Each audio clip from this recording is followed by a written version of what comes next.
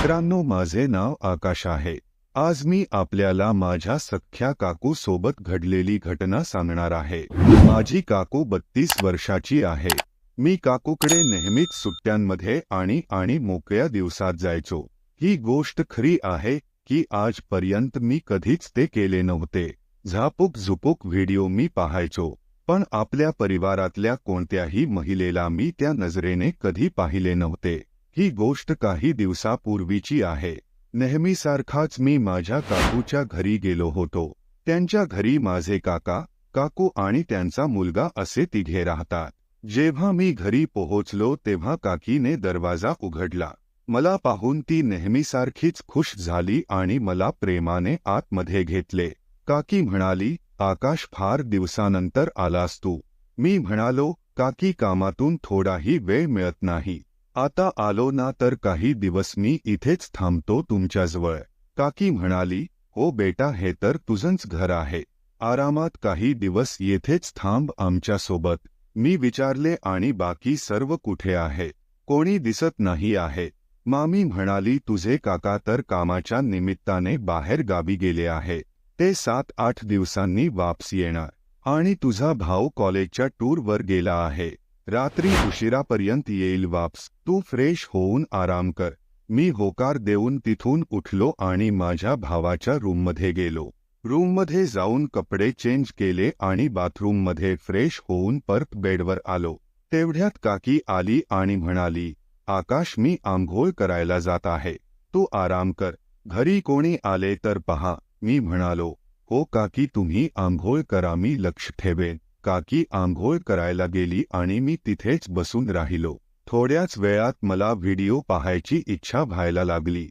मी विचार केला की घरी तर कोणीच नाही आहे आणि काकी तर बाथरूममध्ये आहे। मी आरामात पाहू शकतो आणि मी माझ्या मोबाईलवर व्हिडिओ पाहायला लागलो। पाहता पाहता माझा महाराजा उभा झाला। तेवढ्यात बाथरूममधून आवाज आला। काकीने मला बोलावले। त्यांनी दरवाजा लॉक केला नव्हता। तो थोडासा खोलून म्हणाली, "मी टॉवेल आणायचे विसरले, ते तिथे बेडवर ठेवला आहे, जरा आणून दे बरे मला." मी बेडवरून टॉवेल बाथरूमच्या दरवाजाजवळ येऊन त्यांच्या हातात दिली, पण तेवढ्यात चुकीने त्यांच्या हाताने दरवाजा थोडा जास्तच खुलला।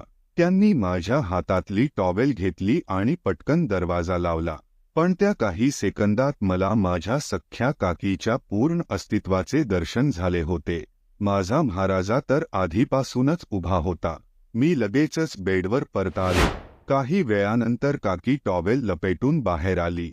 मी त्यांच्या समोरच बेडवर होतो। ती थोडीशी लाजली आणि हसून दुसरीकडे पाहायला लागली। मी थोडा घाबरलो होतो आणि थोडी लाजही येत होती, कारण मी माझ्या सख्या काकीची संपत्ती पाहिली होती आणि तिच्या समोर माझा महाराजा अजूनही उभा होता। ती म्हणाली, "तू थोडा रूम बाहेर जा, मी कपडे बदलते, मग ये परत." पण मी उठत नव्हतो। उठणार तरी कसा? माझा महाराजा काकीला स्पष्ट दिसला असता। काकी जोराने म्हणाली, "अरे जाना लवकर, मला तयार होऊ दे." त्यांच्या अशा बोलण्यामुळे मला उभे राहावे लागले। जसा मी उभा झालो तसा महाराजा स्पष्ट दिसत होता, जसा काही तो युद्ध करायला तयार आहे। ती त्याला पाहतच राहिली आणि म्हणाली, "तू काय करत होतास रूममध्ये? खरं सांग." मी थोडा घाबरून उत्तरलो, "काहीच नाही मामी, मी तर झोपलो होतो फक्त." ती म्हणाली, "बघ, तू काय विचार करत आहेस? माझ्यापासून लपवू नकोस, खरं सांग आत्ताच." मी त्यांना काहीच बोलू शकलो नाही आणि रूमच्या बाहेर आलो। काकी तयार व्हायला लागली। मग मला काहीतरी विचित्र वाटायला लागले। मी कधीच झापूक-झुपूक केला नव्हता आणि माझ्या सख्या काकीचे अस्तित्व माझ्या डोळ्यासमोर फिरत होते। माझ्याच्याने राहावले नाही आणि मी लपून रूमकडे परत येऊन त्यांना पाहायला लागलो। मी कधी आपल्या परिवारातल्या कोणत्याही महिलेचे अस्तित्व पाहिले नव्हते किंवा त्यांच्याबद्दल अशी भावनाही आली नव्हती, पण आज काकीला पहिल्यांदा पाहिल्यावर मला त्यांच्याप्रती प्रेमाची भावना निर्माण झाली। महाराजा त्यांना पाहून उड्या मारत होता। काकी आपले केस वाळवत होती। मग तिने आपली अलमारी खोलली। तसा मी स्वतःला रोखू शकलो नाही आणि सरळ रूममध्ये घुसलो। काकीने घाबरून मला विचारलं, "तू इथे कसा आलास?" मी सांगितले होते ना तुला बोलवेन म्हणून। मी काहीच बोललो नाही आणि त्यांच्यासमोर उभा राहिलो. काकी म्हणाली, काय झालं? काय झाले तुला सांग. मी म्हणालो, काकी म्हाशी जे काही झाले त्यासाठी सॉरी. ती म्हणाली, अरे ती तुझी चूक नाही. माझ्याकडून चुकून दरवाजा उघडला. त्यात तुझी काय चूक? आणि तिने प्रेमाने माझ्या गालावर हात ठेवला. पण तरीही मी तिथेच उभा होतो. ती म्हणाली, आणखी काही सांगायचं आहे. मी घाबरत घाबरत हिम्मत केली आणि काकीच्या दोन्ही अस्तित्वावर हात ठेवले. काकी म्हणाली, हे काय करत आहेस तू? मी अगदी त्यांच्या जवळ गेलो आणि हळूहळू बोलायला लागलो. मी म्हणालो, काकी आज मी तुमचे अस्तित्व पाहिले आहे ना? काकी म्हणाली, हा तर. मी म्हणालो, तुम्ही फारच सुंदर मनाच्या आहोत काकी. ती फारच लाजली आणि मला दूर करत म्हणाली, तुला म्हणायचे काय आहे? स्पष्ट बोल.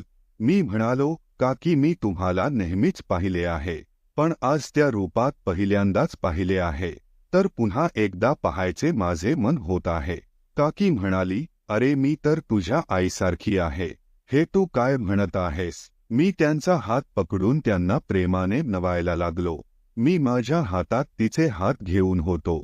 मी परत म्हणालो, मला तुमचे मन पाहायचे आहे.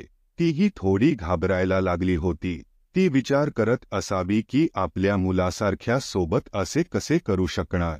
मग मी माझ्या हाताने त्यांच्या गालावर हात ठेवला आणि त्यांना समजवायला लागलो.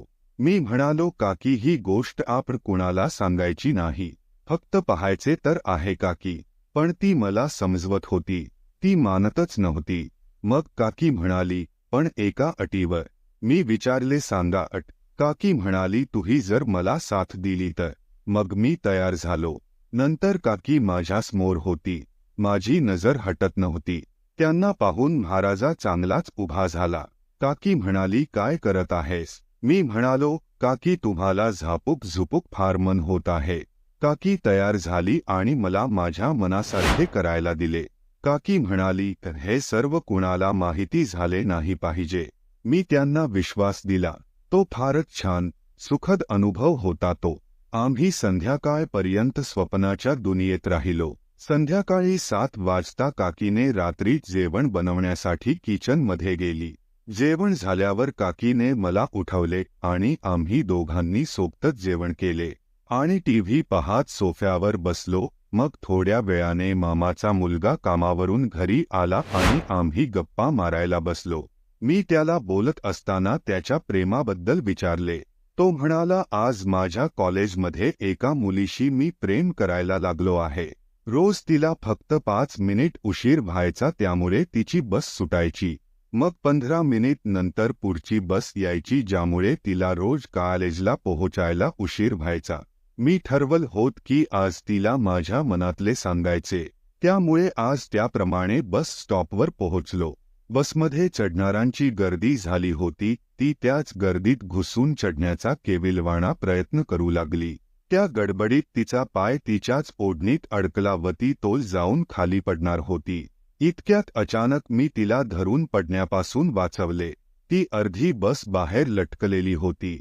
एका हाताने तिने बसचा रॉड पकडलेला होता, तर दुसरा हात त्या माझ्या हातात होता. आम्ही दोघे एकमेकांच्या डोळ्यात हरवून गेलो होतो.